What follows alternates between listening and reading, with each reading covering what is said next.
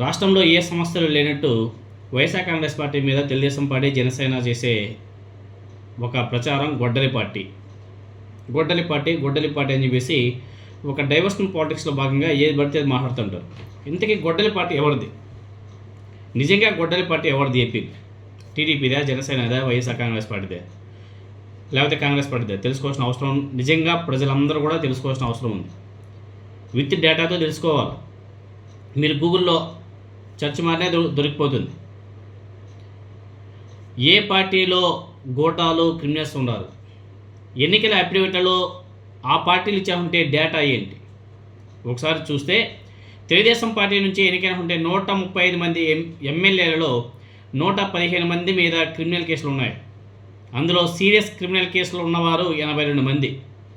Janasena party నుంచి ఎన్నికైన ఉంటే 21 మంది ఎమ్మెల్యేలో 10 మంది మీద క్రిమినల్ కేసులు ఉన్నాయి. అందులో సీరియస్ క్రిమినల్ కేసులు ఉన్న వాళ్ళు 7. ఈ డేటా అంతా ఎన్నికల అఫిడవిట్లో ఇచ్చారంటే డేటా అనేది ఇదంతా కూడా. బీజేపీ నుంచి ఎన్నికైనటువంటి 8 మంది ఎమ్మెల్యేల్లో 7 ఎమ్మెల్యేల మీద క్రిమినల్ కేసులు ఉంటే అందులో సీరియస్ క్రిమినల్ కేసులో ఉన్న వాళ్ళు 5 ఎమ్మెల్యేలు ఉన్నారు.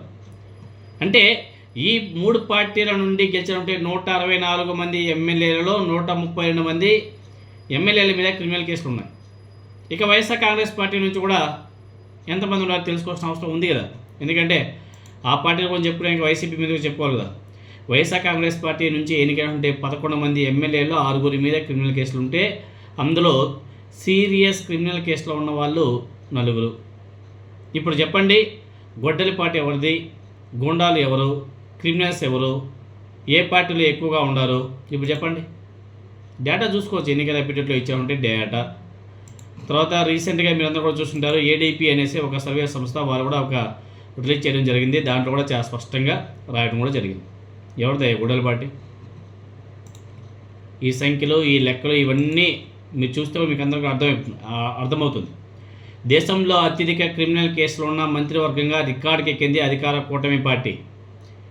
ఏడీఆర్ రిపోర్ట్ల ప్రకారమే, వాళ్ళు చెప్పినటువంటి డేటా ప్రకారం మొత్తం 25 మంది మంత్రులు ఉంటే 24 మంది మీద క్రిమినల్ కేసులు ఉన్నాయి.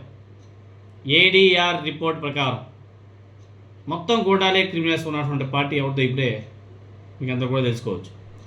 తిరిగి వైఎస్ఆర్ కాంగ్రెస్ పార్టీని గొడ్డలి పార్టీ అంటూ సిగ్గు లేకుండా మాట్లాడుతూ ఉంటారు. వాస్తవాలు ప్రతి ఒక్కరు తెలుసుకోవాలా. ఎవరో వచ్చి స్టేజ్ మీద ఏదో మాట్లాడేస్తే వెళ్ళిపోతూ ఉంటారు. అసలు వాస్తవం ఏమేంటో తెలుసుకోవాలా. గూగుల్లో సెర్చ్ మాడితే దొరికిపోతాయి కదా. అదే చెప్తున్నా. ఏ డేటా కావాలన్నా దొరికిపోతుంది. ఈ దేశంలోనే అత్యధిక క్రిమినల్ కేసులు ఉన్నటువంటి మంత్రివర్గంగా కూటమి ప్రభుత్వం ఉంది. ఈ దేశంలో టాపెస్ట్ రిచెస్ట్ చీఫ్ మినిస్టర్ ఎవరైనా ఉన్నారు అంటే చంద్రబాబు నాయుడు గారు టాప్ 3లో ఉంటాడు. టాప్ 1 ఆయన, తర్వాత డికే శివకుమార్ గారు, తర్వాత తమిళనాడు సీఎం విజయ్ గారు. ఇలా ఉంది సిచ్యువేషన్. ఇంకా కొన్ని ఎగ్జాంపుల్ చెప్పుకుందాం. వైఎస్ వివేక గారి హత్య కేసు ఎవరి హయాంలో జరిగింది?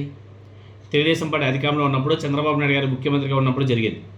అదేవిధంగా వంగవీటి రంగా గారి హత్య ఎప్పుడు జరిగింది? తెలుగుదేశం పార్టీ అధికారంలో ఉన్నప్పుడు హత్య జరిగింది. అదేవిధంగా రీసెంట్గా పవన్ కళ్యాణ్ గారు తెగ చెప్తూ ఉంటాడు కదా, సుగాలి ప్రీతి అనేసి. సుగాలి ప్రీతి కేసు ఆ ఇన్సిడెంట్ ఎప్పుడు జరిగింది? తెలుగుదేశం పార్టీ అధికారంలో ఉన్నప్పుడు జరిగింది. వీళ్ళ హయాంలో జరుగుతాయి. నెపం మాత్రం పక్క పార్టీ మీద, వేరే పార్టీల మీద వేసేస్తుంటారు. ఇక్కడే అర్థమైపోలేదా వీళ్ళ ఈ ప్రభుత్వం యొక్క చిత్తశుద్ధి ఎంత మాత్రం అనేది? ఇక్కడే అర్థమైపోలేదా?